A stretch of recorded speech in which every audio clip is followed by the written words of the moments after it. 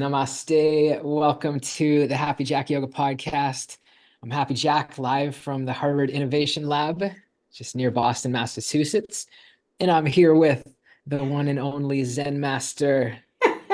Happy Hanna, and I am at the headquarters of Happy Jack Yoga in Bracebridge, Ontario, Canada. Yeah, and it's really nice. This is a really nice podcast to begin because I can just feel like the love and the high vibes for those who are listening that don't know. You've just been leading the Yoga for Mental Health sharing circle, Hanna. And so this is day 2 of Yoga for Mental Health.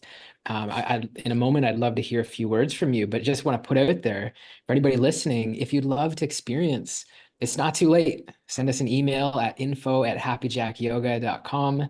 We'll get you the details, and you can join us live this week. Or, of course, it can be done as a self-study anytime. But before we go into our little side opening monologue dialogue, Hanna, will you share, was there a magic moment or something that is on your heart thus far from the course? Yeah, it's always wonderful to be in a space with yogis. So I was leading that call, the sharing circle, the minute before we hit record here. And that's why you could feel the vibes. And some of us are still on the call because we had some really great conversations. And the way it works that everybody watches some lectures that I've made on the course platform. And then when we come together every day for an hour, we discuss topics from the course, or if someone has any insights or questions. And today we discussed, um, basically, I asked everyone what lights them up, because oftentimes we come to this work because there's something that we are looking for. We're looking for some kind of answers from yoga philosophy, from whatever it is that like is kind of a secret deep passion inside. And then when we access that lights us up, then we kind of become like superpowered, and then we really dedicate a lot of attention and time to the project. So someone might be, interested in how yoga helps, let's say, depression or anxiety or grief, like in my own case. So we discussed today what it is that lights each of the yogis present, what lights them up, and they went into breakout rooms to discuss together and really to listen to each other. So we had kind of like a pact before we went in, where we decided that when the other person is talking, we'll only listen and kind of nod and be with them rather than trying to interject with like, hey, I have this idea. So then we discussed what it felt like to be heard in that way. But the most beautiful conversation was, I think, or most interesting aspect of this conversation, to the question of like what lights you up. A lot of the seasonal affective disorder discussion came to be today on the call, about how winter and darkness, what impact it has on us, and how we might work with that, and what spring feels like, because now it's kind of spring, right? Or we can feel that spring is coming. And yeah, so we had really great conversations like that today. That's awesome. That's beautiful. I love that question. What lights you up? Like that's just, it gets us focusing on the right thing. And I know like it can be so easy to focus on not the right thing. Just a point an example, this morning I had a lot going on. So I took an Uber to come here to school today.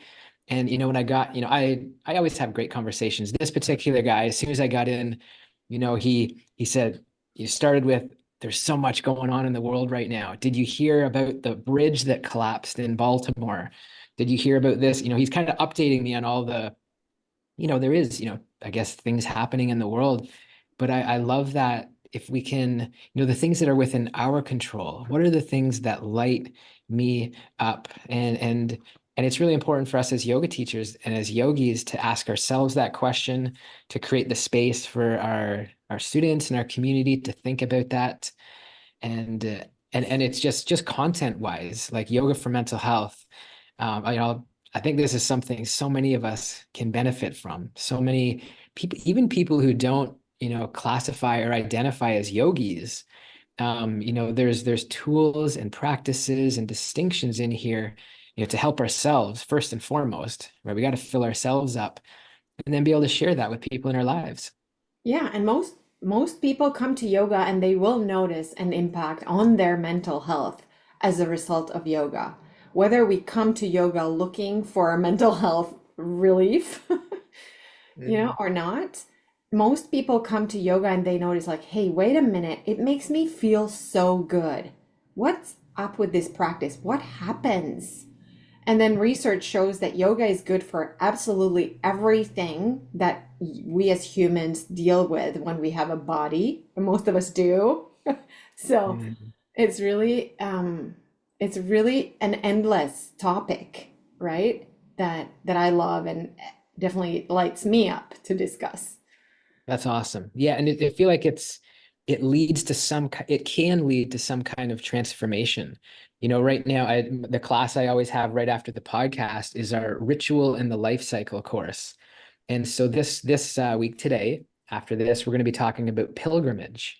And Mm. so our teacher asked us to start thinking about like, well, what does it mean to go on a pilgrimage? And at what point in life do we go on a pilgrimage? And I was thinking about different trips, different journeys that I've been on, and a couple distinctions. Like in my 20s, after finishing, engineering studies, I went to Europe, and just backpack for a few days. It was all about fun. And it was fun, and I'm glad I did it, but it was really about like pleasing my senses and just having fun.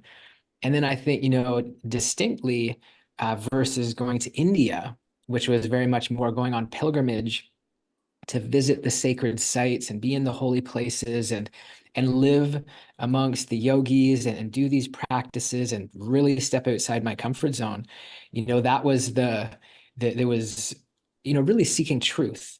There was a lot more personal transformation in that. And that is what lights me up. That is what makes me feel alive. And so I think that's a great question for all of us to think about. Whether as a yoga teacher, whether we're creating courses on yoga for mental health, whatever it happens to be. So it sounds like you're diving right into the good stuff. Yeah, we are so grateful to be doing that. It's Nice. amazing. Amazing. Well, and we got some yogis. In fact, I mean, we got yogis that are on the call still from Australia, 10 p.m. at night. Christy, shout out to you and everybody who's here with us live. Really, we appreciate you. And there's a dozen of us here live right now. Of course, several others who listen to the podcast. Those who are support us on Patreon. We appreciate you. For the price of a cup of coffee per month, get to support our Decaf. Patreon. Sorry, decaf. Decaf. Decaf for me. That's the way I roll. Yeah. I think you do caffeinated, don't you? I sure do. Yeah. But I like some lion's mane in it. Nice. Yeah, and just it's nice when just getting to do a thing that lights us up. This is it. Like this is, I mean, this podcast, like, let's be honest, this podcast doesn't pay the bills. But this, it lights us up. Like there's something about being able to come together and be in a meaningful conversation and share from the heart. And, I joke sometimes it's kind of like therapy for me. And I still see a therapist, and I know that's different and that's professional. This is not therapy, but it can be therapeutic, right? So we're not here to label and say we're doing therapy, and we're never doing that. But there's something very healing I find about, and that's why thanks for that distinction about how in the course, students will watch the lectures, right, and go through and consume the content and make notes, and they'll do their practices of meditation and yoga, and do their little assignments. But I feel like the magic is always when we get to come together and share, whether it's for the 200-hour hero's journey, whether it's for the yoga for mental health, whether it's here in the podcast. I guess in the podcast, you and I are doing more of the talking, but we still get to be in the Zoom room together, and it makes a difference. It does. And I love like the distinction about therapy versus therapeutic. Like that's also something we discuss a lot in the yoga for mental health conversations. And also like the the coming together on this podcast for me, it feels like we're talking about what we do because we're so busy doing what we do. Like leading trainings, creating trainings, our yogic inquiries and our spiritual practices. We're busy doing all of that. But then it's really beautiful to have a space where we talk about the Mm. things we do. And that's what we do on the sharing circles too. Everyone does their practices and studies on their own, and then we come together to talk about what it was like and what we learned. And it's kind of like we integrate, Mhm. and it lands differently when we find words to describe our experiences. Yeah, and that's why as yogis and yoga teachers, we have to find the way to integrate this wisdom and these teachings. Because I think we mentioned on the last podcast, Hanna, you and I right now this week, we've got these big academic papers done, and we're doing a particular course. We have to do it. It's just a requirement. And that's not like for me, I don't really get like a ton of integration from writing this 3,000 word academic paper. I get something from it, but through this kind of conversation, through sharing and hearing your perspective, and then hearing what Kelly thinks, and hearing what Yada thinks, and Sue and Brandon, and being able to talk it through and hear different experiences of applying it in our lives. Not just reading the text. Yeah, like from theory, it becomes an experience, an embodied experience. Yeah. Hmm. Amazing. I love it. Well, I thank you for bringing in these beautiful yogis who Yeah. are not always here with us, and we're very happy to have you here live with us and bringing in these vibes of the yoga for mental health. So we're sending all the love, high vibes to you and the crew. Thank you. Ama- We love Amazing. being here. Nice. So I guess something. I got a few things um on my heart. Maybe before I jump into my thing, because we know once I get started, I got all kinds of things I want to share. You have a few things that were on your heart, Hanna, that you're just at this stage of life, things you're navigating. What would you Yeah. love to share? Well, I think like just if we are to like give a little update on how you are doing and how I am doing, I just kind of became recently aware of like how there's such big shifts in my life that yoga for mental health came in a very perfect timing when it comes to that, Mm. because there's big decisions that I'm making in my life, and then I notice the impact of that it's a little bit like overwhelmed, shut down ish, because I'm thinking about selling our home here in Bracebridge, the Happy Jack Yoga headquarters, and I don't really have a very solid plan B in place yet. So that Mm. feels a little bit ungrounding. And then March is the month when my husband died, and in 3 days it's his birthday, which is the day you and I met. So those are kind of emotional days always, and that's a big thing to navigate. And it's spring. I find spring is sometimes intense in the beginning. March can be an intense time for me. So I just notice how big decisions, like I find myself oftentimes in my life every 5 to 10 years, it looks like, that I'm contemplating what my next chapter will look like, where I want to spend it, how, with whom, and Mm. because of the empty nesting that I've been through the past 2.5, 2 years, it's a different setup. Like I am no longer hiding behind, let's say, or letting um, my decisions be mostly led by the needs of other people. So it's of course I still, that is what has this big impact on my decision is my children still to this day, because I want to be close to them. But all of that is kind of like unresolved, and yeah, and then big papers need to be written for school right now, so it's a lot. Yeah. Yeah. Well, thank you for sharing that. That's, I think, something that some of us will go through at different stages, like evaluating. And the thing is, we all have to experience it fully ourselves, as you know. Because I could say we're talking about pilgrimage here, and pilgrimage, like it's about embracing the unknown. And I Mhm. can say that to you theoretically, like Hanna.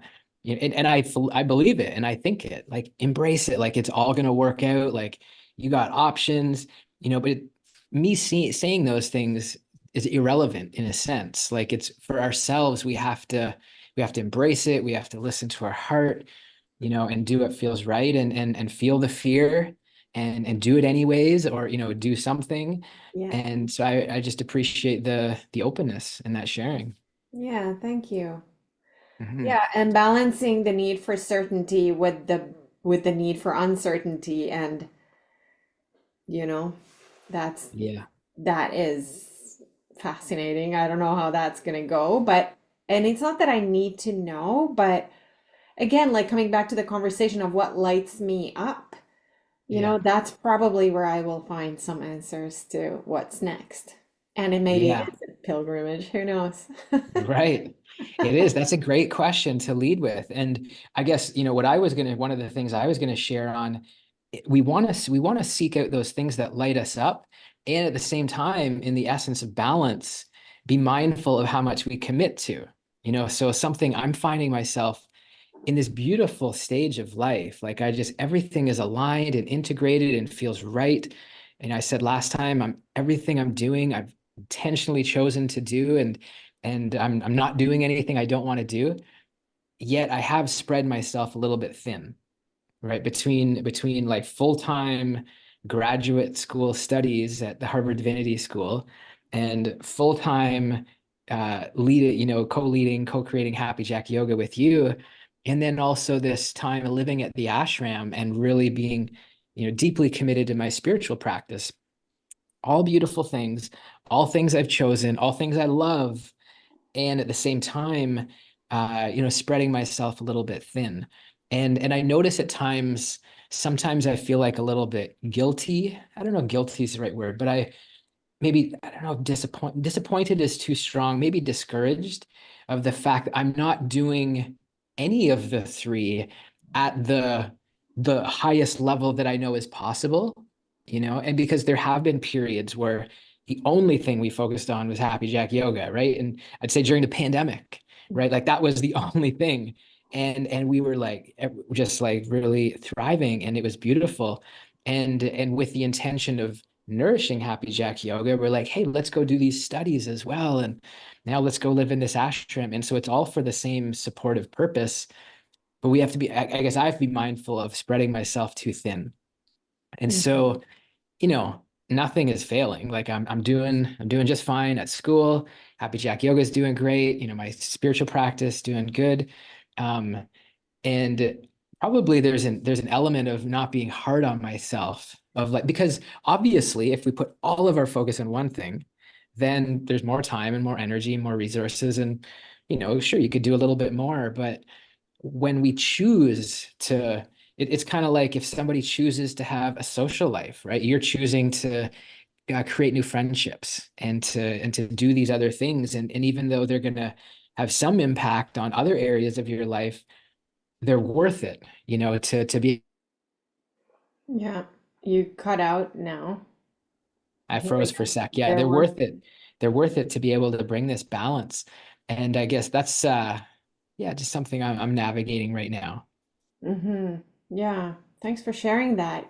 I think that most of us can relate, with full lives and that balance. And I love what you mentioned about like not being so hard on yourself, and that can be a conversation of like, what is it that I demand of myself so that I feel that I'm thriving? Like, what is it that I demand of myself so that I'm worthy of this amazing life that I am blessed to have? Mhm. Those are deep questions. Yeah. And I mean, really, we all have a finite amount of time, whether you're Jeff Bezos or Elon Musk or, whatever, every single one of us, we all have 24 hours in the day and we, sleep for a good chunk of those. And, so one of the thing, I guess one of the areas where I am aware that my standard has dropped is in one aspect of my spiritual practice. So as I've been, living here at this Bhakti Yoga ashram, I've made a personal commitment. So this is no obligation, there's no requirement, but I've made this personal commitment to chant this particular mantra on my mala beads, and to do that 16 rounds per day. And it's a beautiful practice that I've been doing consistently for about a year now. And truthfully, since our friend Brandon, who's here live with us, I haven't even explicitly said it to Brandon, but truthfully, since he's been here for about a month, my practice in that area it's not as strong, it's not as consistent, and I don't in any way blame Brandon. I take radical responsibility, but I've been choosing to, hey, I got this new friend, this great guy, right? It's like awesome, we get to go on these walks and we get to go for a run, we get to go to the gym, we get to have really meaningful conversations. And so like I'm saying yes to this friendship and yes to this, but then that's having a, a negative, you could say negative uh, consequence on my mantra practice. So now I got to think about, okay, well, this mantra practice is really important to me. So I need to carve out the time to get this going again.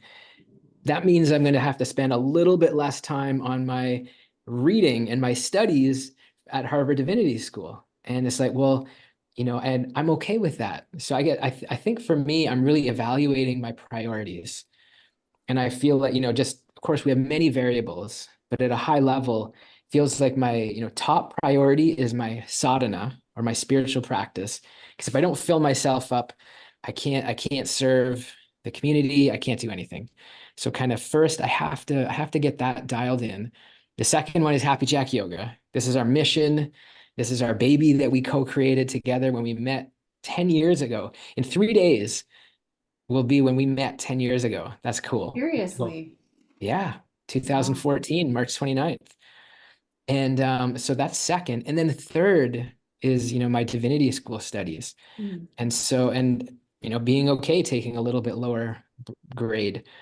So I guess I'm just like, again, everything is good, nothing's failing, but there's just like, I guess being in this internal dialogue of, how do I arrange things and prioritize what really matters most? Yeah, I love that. Yeah. So stay tuned. And no offense to you, Brandon. Love having you here, man. I think you guys have a really great impact on each other. Yeah, good influence. Yeah. Yeah. Yeah, in fact, just this morning, so we get up every morning to do our asana, our yoga practice together.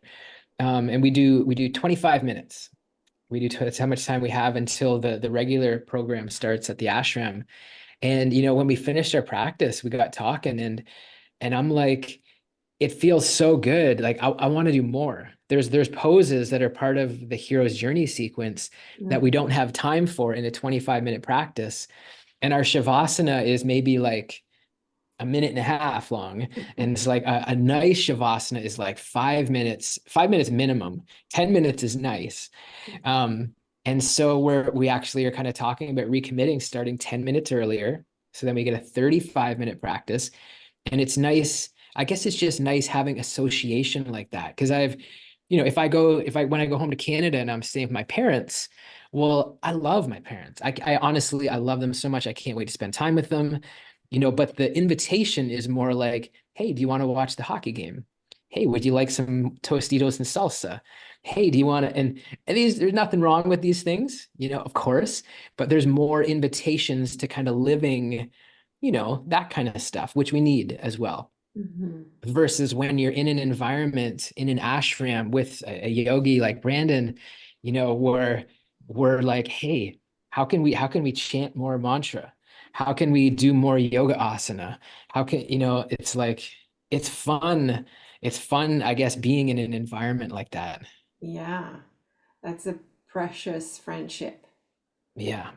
Yeah, just another thing on that as well. It's like, like we're both kind of lit up. For anybody who's been checking out, if you follow us on social media, again, thank you to our Mhm. friend Brandon. He's been helping us get going on Instagram and Facebook and doing these little reels. And in fact, I almost find myself now in moments of this podcast feeling like a little bit nervous because I know that Brandon is like, he's here and he's making notes and he's waiting for like, oh, is this a good moment to go on social media? So there's almost like a little performance anxiety. So I got to keep letting that go. and just be ourselves and just know that we're not going to be, 100% all the time, but there will be little magic moments, and I Mm. hopefully will continue to capture those. Yeah. Thanks for being so transparent and real. Yeah, it's well, you talk about, being real. We were It's fun. I'm like having fun seeing how I can tie together all of these different topics. Oh, you talk about this. Perfect. That fits right into my next topic. Thanks for the acknowledgement, Danica. Hmm. Yeah, talking about being real. So the other course I'm taking is on the Yoga Sutras, right? And right now we're just in these upcoming weeks, we're getting into the 8 limbs of yoga. And of course, the first limb is the yamas, and the second limb is the niyamas. And so within there is this idea of tapas. Tapas. Well, just for fun, Hanna, you may or may not know, what would you, if you, in one word, what is tapas for you? Action. Yeah, that's good. It's a good idea. And it also has this element of like heat or fire, right? It's a dynamic element. So you're in the right ballpark. And these are the kind of words that you and I learned when we took many different yoga teacher trainings. And truly what tapas means, yeah, we got some good smart yogis in the chat who have been doing our 200-hour hero's journey. Tapas in its essence also means austerity. So in its sense, so that can mean discipline, that can mean control of the senses. And so you talk about being true, we as yoga teachers and as yogis need to do our best to, of course, we're going to speak in a way that is authentic for us, and we're going to make it accessible for our students. um, but this idea of tapas, which really means austerity, discipline, control of the senses, has which also can mean heat. So now some yogis are like, oh, it also means heat. And then like, oh, like hot yoga. Yeah, let's do hot yoga. And that's tapas. And I'm not saying anything bad about hot yoga because it's great. It feels good, right? You get a good sweat, and there's nothing inherently bad about it at all. But we got to be careful not to kind of water down these Sanskrit terms and just make it, Mean to whatever think is that, convenient. yeah, exactly.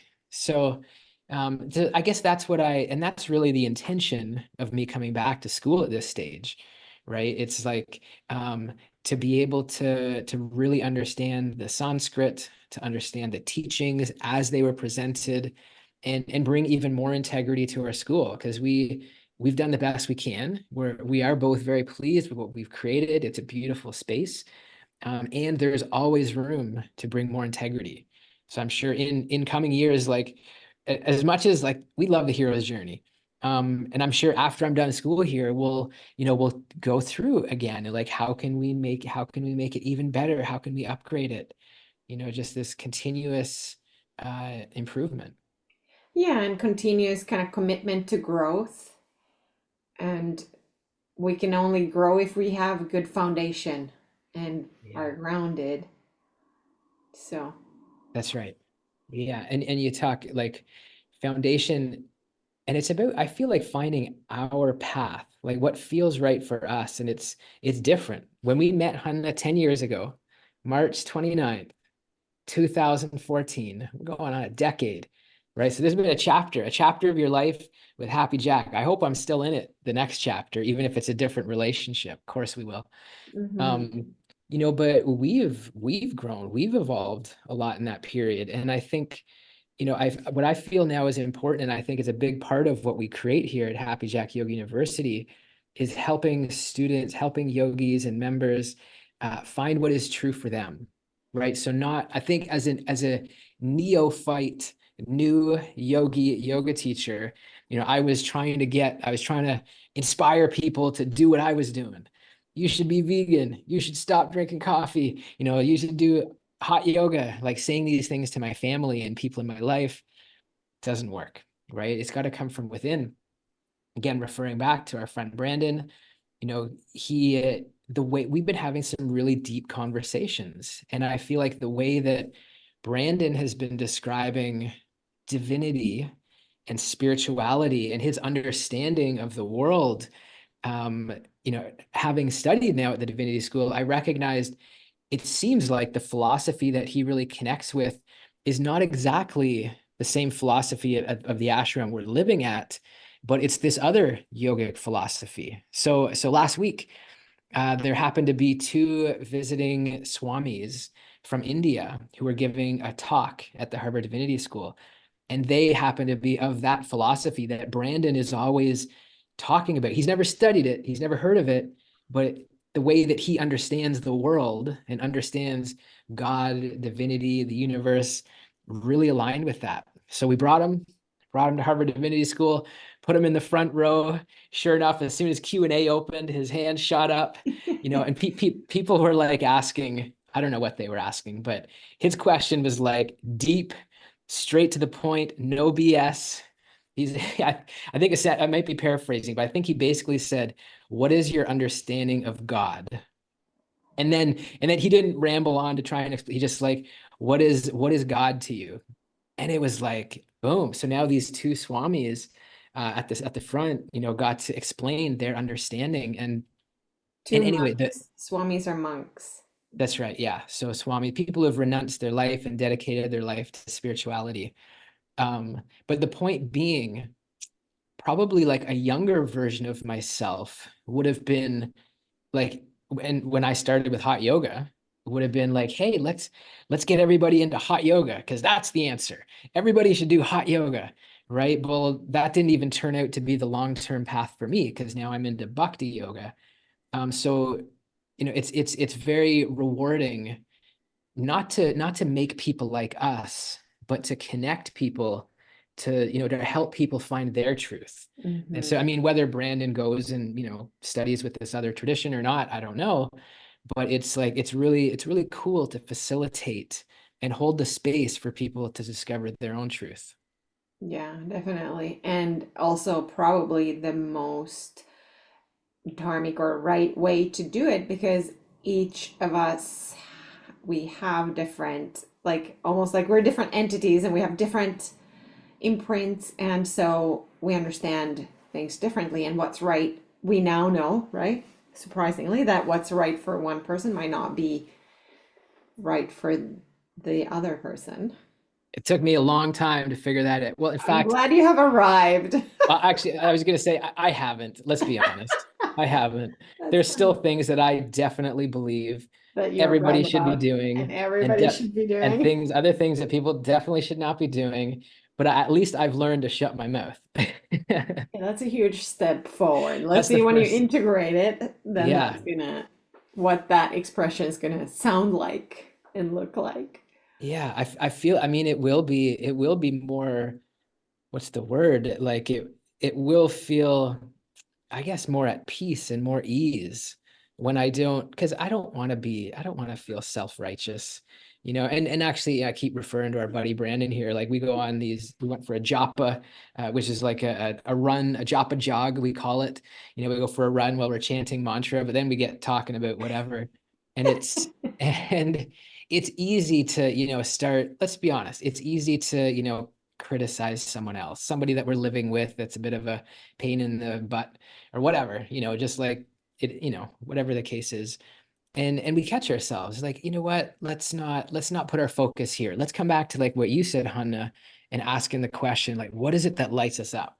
And then when we make that switch, and then like the conversation really starts to flow. So it's a constant practice of like Mm. letting go the criticism, letting go self-righteousness, understanding, this particular person that we're maybe had a criticism towards. We mentioned last week, 24-year-old kid. I mean, come on, this 24-year-old is way more advanced than Brandon and I were at the age of 24. Mm. So let's be honest. So let's let go of that criticism, hold the space for him, and let's focus on what lights us up. Yeah, I love that. And also in in in the conversation around like letting go of self-righteousness, also maybe a powerful question would be, what is it in me that needs to have this, what is it in me that needs to, you know, decide what's right for everybody else, or what part of me is it, what is it that I'm looking for in wanting to convince somebody of, you know being, Yeah. of my way versus theirs, you know Totally. Yeah, like there it's a good question because I feel like in it there's it's always I feel like it's coming from a good intention. Like I would want people to do the right thing for them. I'd want them to get the best possible experience. Like if you're going to come and live at an ashram, get up early and do the practices with us. No point sleeping in and missing all the best practices of the day because you stayed up late. Okay, no criticism. Put that aside. So like I would want people to have the best experience, but at the same time, there's an element of like rule following, and so that's like a lower energy or a lower vibe, and I want to let go of like what a person should or should not do, and rather like hold the space for them to to discover what's right for them at the Yeah, and right come time to too. that with humility, because you've noticed that what you thought was right 10 years ago or 15 years ago has turned Yeah. out not to be any kind of answer to anything whatsoever. So, what are the chances that the current paradigm could have some shifting happening in Yeah. it as in the next 10 years, let's say? Yeah.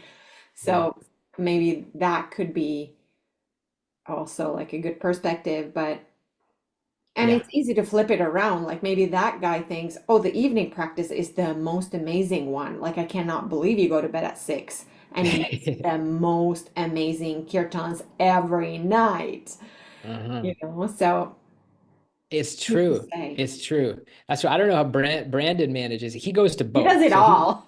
he does it He's all. got it He's up all. he's up early and he's up late. But you're right on point, Hunter, because the next thing I wanted to mention is this past Sunday, a couple of nights ago, it's a very special festival called Purnima, and it's the appearance day of this great sage, and so the point being there was like 300 people packed into you've seen the ashram room, right? It's not so big. It doesn't, 300 people. I don't think like it would hold 300 people. I know. Yeah. Well, I mean, you know what it's like being on an airplane, getting off an airplane in India, Mhm. or like get people, it's like sardines. Yeah. But it was so beautiful. And so this is like this happens every single night, not with 300 people, but this same practice happens every single night.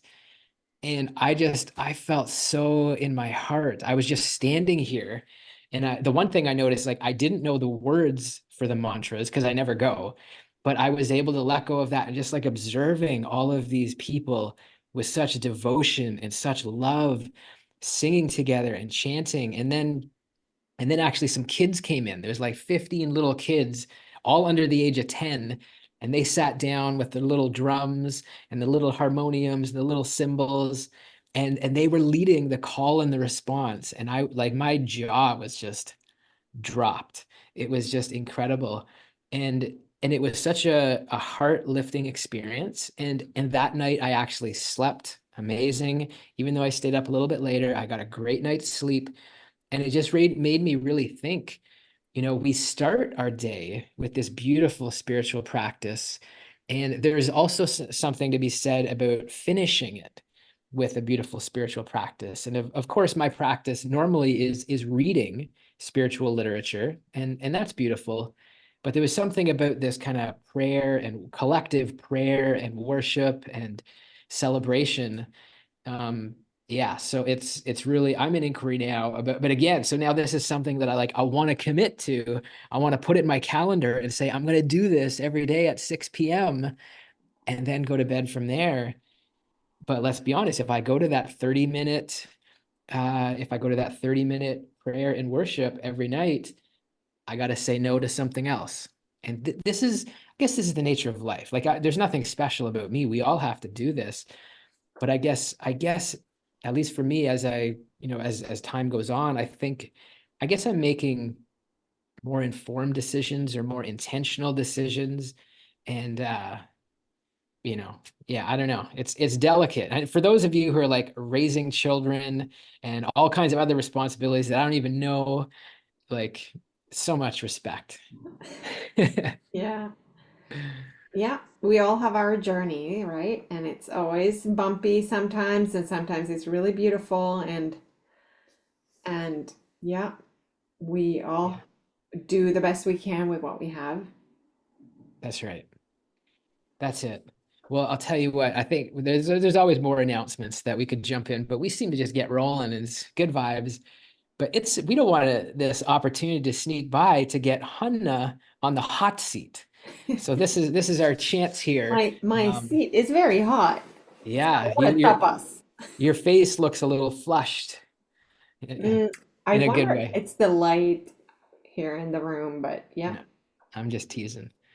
So this is a question actually that we were asked last week during the ritual and the life cycle course with Dr. Diana Eck. So this is not like some, it's not something I Googled, but I think that, for you, there might be something here. And so the question is, what role do your ancestors play in your life?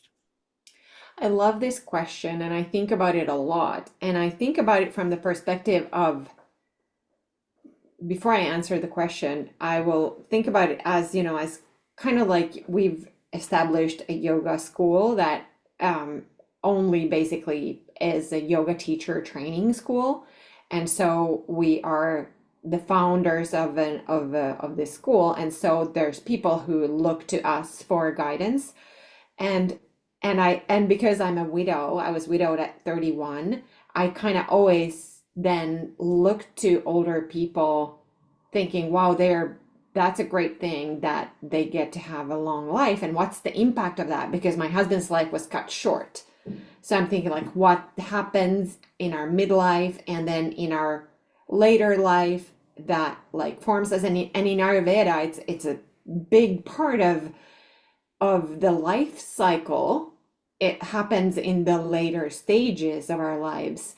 So it's something that I think about a lot, and I feel like often kind of feel like I have an intention that I would want to be um an elder. I would want to become an ancestor of, so that that it kind of would put purpose and meaning into existing. That now that also I'm empty nesting and I'm not dealing with other people's needs all the time, I feel like kind of like that role might be lifted to a different place where I could be helpful in some ways to people who are younger than me, because I really well remember how complicated it was to be a young person. Like we idealize being young, but also we like to look past the challenges that young age also presents. So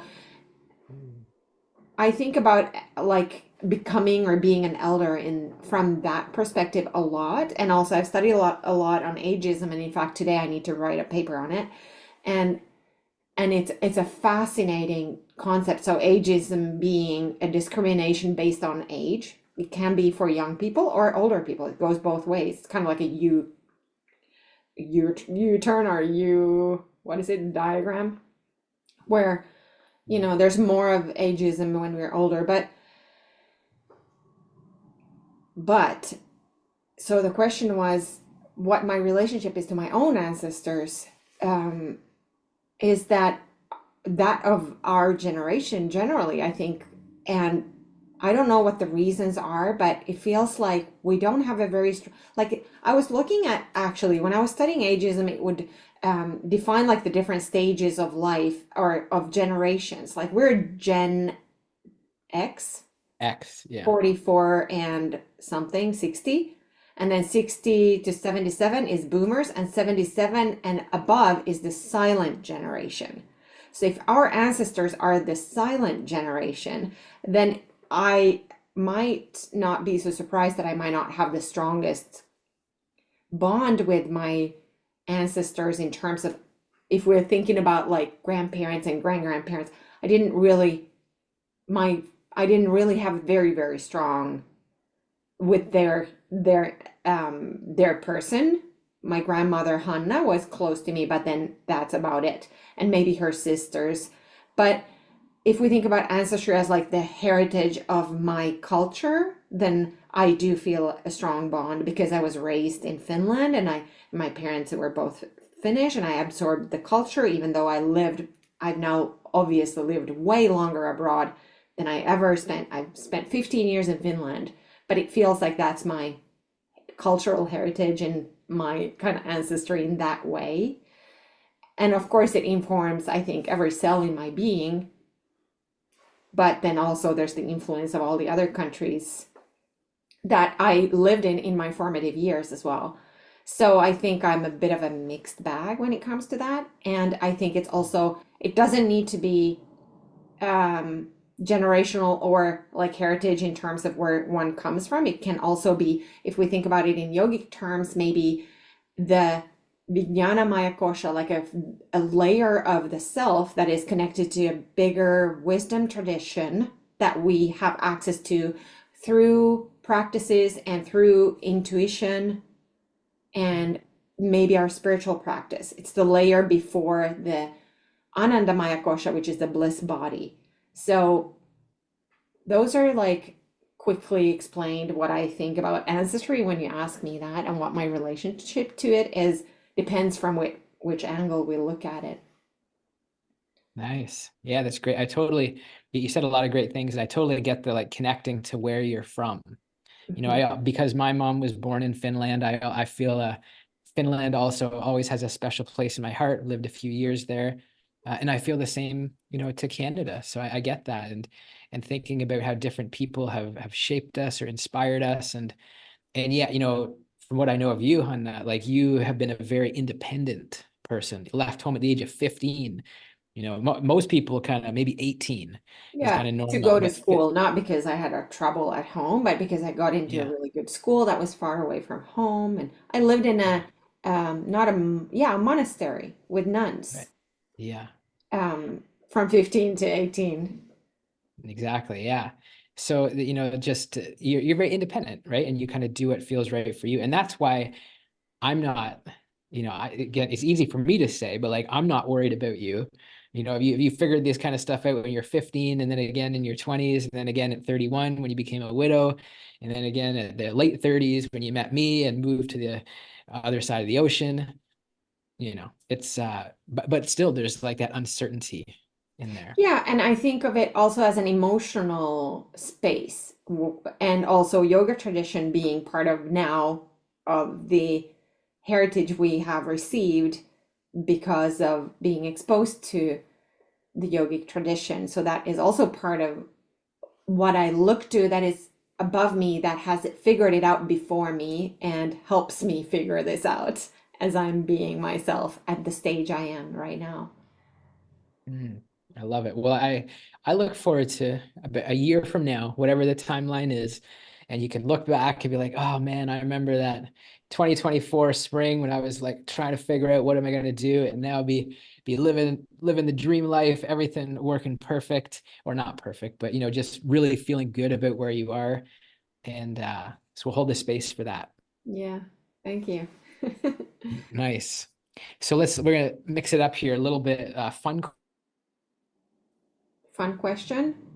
tried to be smooth, Listen, but you ended. were cut out. So the Oh, last thing we heard is here's a little bit of a fun question. So bring. oh, fun question. Yeah, the Wi-Fi is trying to block out the fun, but we're not going to let that happen. So here it is. Describe a time when you tried to be smooth, but ended up being incredibly awkward. Happens a lot. Like, tried to be smooth. Well, because I'm from Finland. I think that's why we're laughing. And we're like such direct people.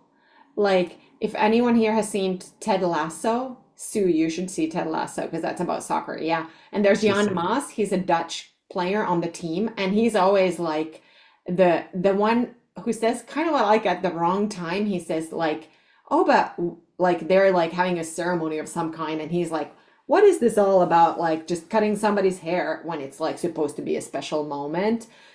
And he always kind of ruins the magic with his directness. So I feel like Finland is like that times gazillion, and that is part of my ancestry and heritage. Hence, I think you would be the right person to answer that question because a lot of that, when I am being clumsy like that, I'm not even aware because I don't have the cues, the social cues that you do that makes you behave in a more polite way and more smooth way. So I think you that's why you love this question because you stood on the sidelines watching me, say things that are ended up not being smooth. But yeah, it's definitely a practice of mine to learn how to be smooth. But I don't know that I remember like the last time when I was being really unsmooth. And I appreciate the invite. I'm gonna pass on that invitation uh, Thank you. to keep myself without getting in any trouble. But So beautiful. funny. Yeah, So you're funny. you're always smooth. So smooth. Okay, how about this one? So this could be a fun one. If you were offered $1 million to quit your current job at Happy Jack Yoga, would you take it? Why or why not? US dollars or Canadian? Oh, come on. Look, yeah, you got a good, nice reaction out of Sue. Everyone laughs like, wow. Um, so say again, what would have to happen for me to give up Happy Jack Yoga? Like, If you were offered $1 million to mhm. quit your current job, which happens to be Happy Jack Yoga, would you take it? Why or why not? If somebody gave me $1 million to do something else, is that the question? Yeah, but you'd if to quit. So would you take $1 million and now you're no longer a part of Well, Happy Jack I Yoga? I will accept applications if somebody would like to propose something. I remain open. Okay. So then answer the why. So then answer Why? the why. Because, well, it would be hard to give up Happy Jack Yoga Hmm. because it feels like it's something that we've worked on so long, and it feels like it's something I really love. I love Happy Jack Yoga. Mhm. Yeah, you're very politically correct. So you're not being very Finnish now. Now you're being all Canadian. Come on, speak the truth. It's so funny.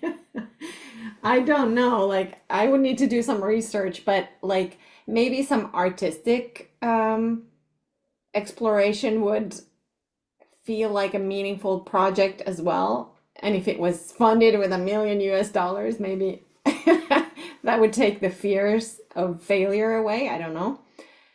Or, uh, yeah, artistic project or writing a book or, but you're asking me why.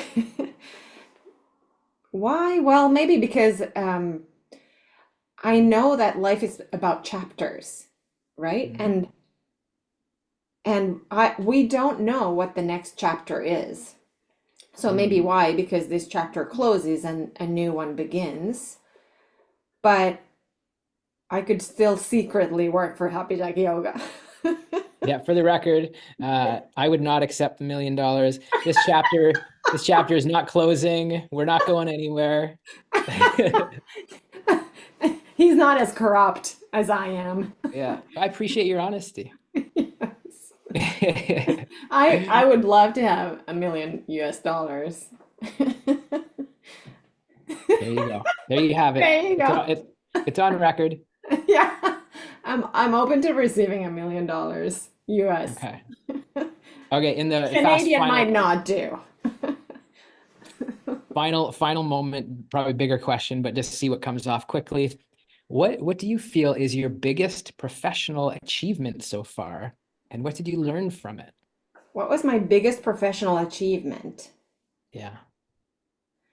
I feel like there's many, but and maybe it's too well. He's pointing at the logo on his shirts that says Happy Jack Yoga.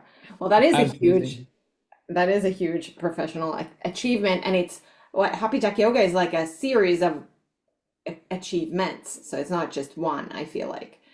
Mhm. the whole decision to take a teacher training and start teaching and not getting a slot in Helsinki in the cool studios because I didn't have experience. That whole journey is for me full of achievements where I kind of win my inner uh, fears of, Mhm. you know, not being good enough or not being accepted into the group or something like that. So that was definitely one. But then more recently, I feel like the therapy training that I've been in, it's a continuous kind of like that where I challenge myself um because there's like many obstacles to get through a training, and I feel like it's been such an incredible journey for me personally to learn the therapeutic skills and to facilitate that and be part of those conversations. I was doing so many years of research because I wanted to do a psychotherapy training, but I didn't find a good one that would work for what I wanted to do. So that's a huge achievement that I got in and accepted, and then I'm acing it to my best capabilities at all times. So, Nice. That's yeah, great. Yeah, there's so much. All of that is true. I was teasing, pointing at the logo, although it's amazing what we've co-created. it is. Um, but that's it. That's good vibes. Like I saw Yada had put in the chat there before she hopped off. Beautiful vibes. Thank you for co-creating, Hanna. Bringing in the yoga for mental health vibes. Again, if anybody wants to join that course live this week or self-study on your own time, email us info@happyjackyoga.com. If you'd love to support our podcast, go to patreon.com/happyjackyoga. Price of a cup of coffee per month, decaf, and you get to support this vision. And Hanna, thank you for your time. Yogis who are here live with us, thank you for sticking it out. We're sending all of our love and high vibes to you. Make it an amazing rest of the day. Namaste. Namaste. Thank you, everyone.